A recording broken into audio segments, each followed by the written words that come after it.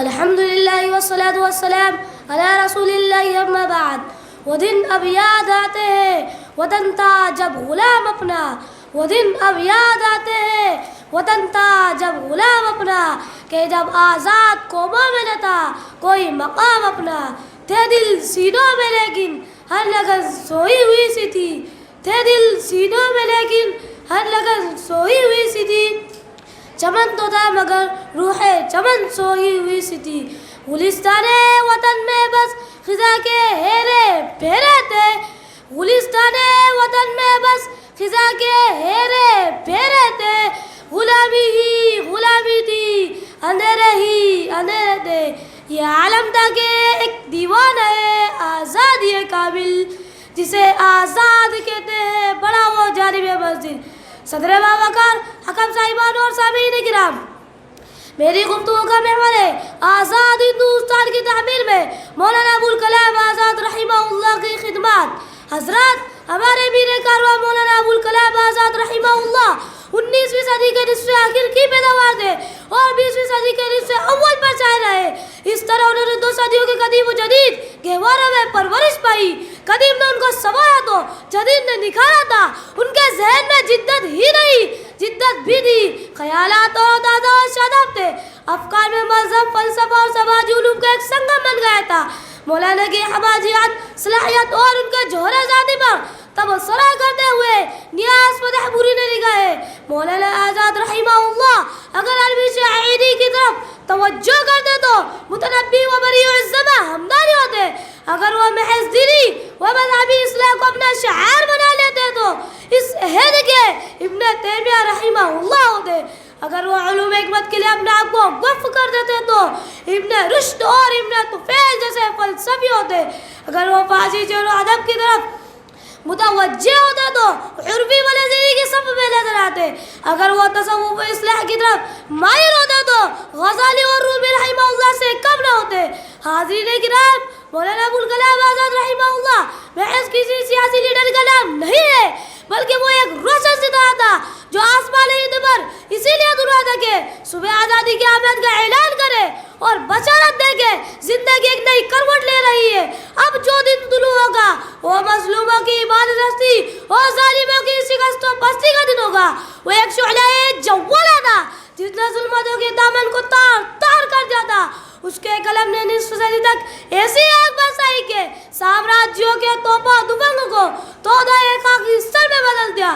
اس کی زبان نے اپنی خطابت سے وہ سیلے بے آبا پیدا کر دیا تھا جو سامراج کے سفینہ کا دامن ساحل تک پہنچا تو بھر ہو گیا.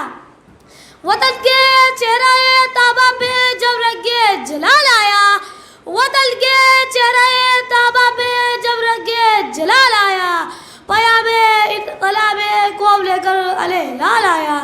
کہا اس نے وطن والوں سے اب ہوشیار ہو جاؤ، کہا اس نے وطن والوں سے اب ہوشیار ہو جاؤ، نیا سورج ابھرنے والا ہے بیدار ہو جاؤ. مگر پیغام اس کے ساتھ ہی یہ بھی دیا اس نے، برائے اتحاد باہمی یوں بھی کہا اس نے: اگر کوئی فرشتہ آسمانوں سے اتر آئے، اگر کوئی فرشتہ آسمانوں سے اتر آئے، قطب مینار سے پھر وہ اگر اعلان فرمائے کہ آزادی ابھی دے دوں تمہیں ہندوستان والوں، کہ آزادی ابھی دے دوں تمہیں ہندوستان والوں، اگر تم اتحاد باہمی کو ختم کر ڈالو تو میں یہ شرط ٹھکرا دوں گا بربادی نہیں لوں گا، تو میں یہ شرط ٹھکرا دوں گا بربادی نہیں لوں گا. جو کھو کر اتحاد آئے وہ آزادی نہیں لوں گا. نظریات آزاد کے لمبرداروں، میں پوچھنا چاہتا ہوں کہ تعلیمی نظام کا پورا ڈھانچہ کس نے بنایا؟ سائنس اور علمی ترقی کا اصل تحقیقاتی ادارہ کس کے حکم سے وجود میں آیا؟ صنعت اور ٹیکنالوجی کو فروغ دینے کے لیے Indian council for agriculture and scientific research کو کس نے قائم کیا؟ معیاری میڈیکل تعلیم کے لیے Indian council for medical research کس کی دین ہے؟ سماجی علوم کے لیے Indian council for social science کی بنیاد کس نے ڈالی؟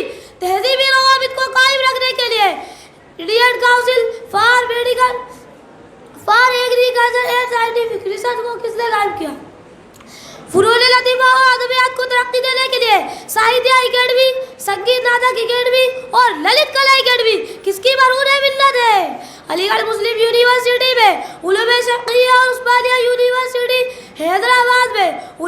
اسلامی کا والی کون ہے؟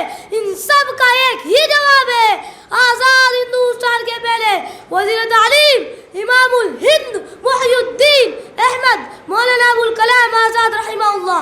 مختصر یہ ہے کہ مولانا آزاد کی شکل میں 11 نومبر سن 1888 کو مکہ معظمہ کے افق پر جو سورج طلوع تھا وہ اگرچہ 22 فروری سن 1958 کو زمین ہند پر غروب ہو گیا، لیکن اپنے ایسے انمٹ نقوش چھوڑ گیا جو ہمارے لیے ہمیشہ سنگ میل کی حیثیت رکھیں گے۔